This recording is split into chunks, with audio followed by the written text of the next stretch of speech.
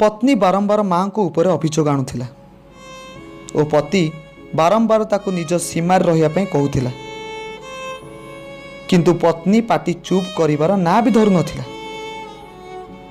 से जोर जोर रे पाटी करी चिल्लाई कहूला मु मो सुना मुदी को ए टेबुल ऊपर रखी तुम और मो व्यतीत केही भी रूम को आसी नाहंती तेणु तुम्हें मान बा न मान मो सुना मुदी को तुमरी माँ ही चोरी करछंती।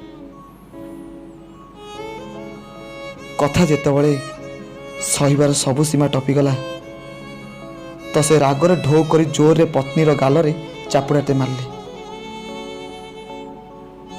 मात्र 2 मास पूर्वर बाहागर होइतिला तेणु पत्नी पक्षर चापुड़ा सह्य होला नहीं तेणु घर छाड़ी जीवाकू बाहरला और जीवा समय पति को गोटे प्रश्न पचारला तुमको तुम माँ ऊपर एते विश्वास कहीं सेतेबेले पति एमिति एक उत्तर देले जहाँ को शुणी कबाट पछरे छिड़ा होई शुणुथिबा माँ मन भरीगला। पति ताहार पत्नी को कहला मु जेतेबेले छोट थिली मो बापा मते छाड़ी चली गले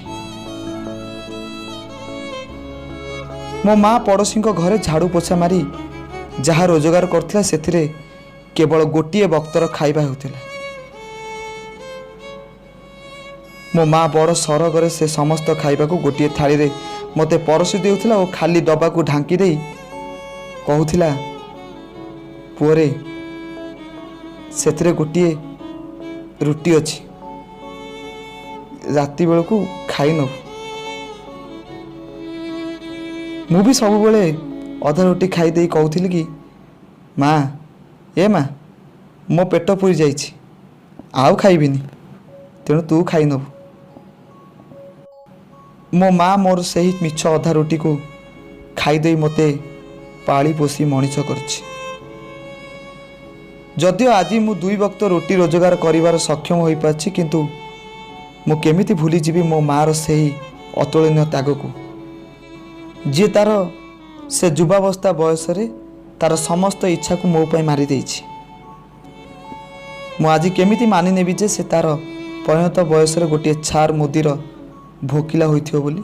हाँ मु या स्वप्न रे भाबी परबिनी। तुम्हें तो 3 मास है मो साथे रहिल किंतु मो मार तपस्या को दीर्घ 25 वर्ष है देखुची। यह शुणी मार आखि लुहरे छल छल हो गला कारण से भाबुथिला कि मो पुअर अधा रोटीर करज सुझुची ना से मो मिछ अधा रोटीर करज सुझुची।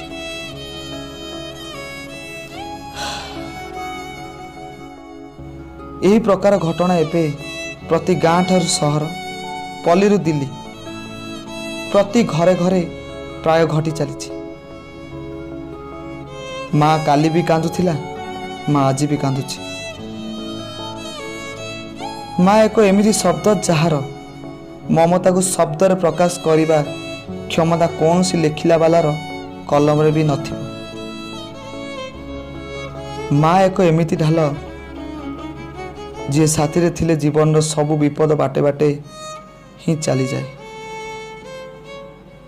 माँ तार पिला पाई निजर सबु सुख को जलांजलि दे थाए तथापि से सर्वदा हसु थाए।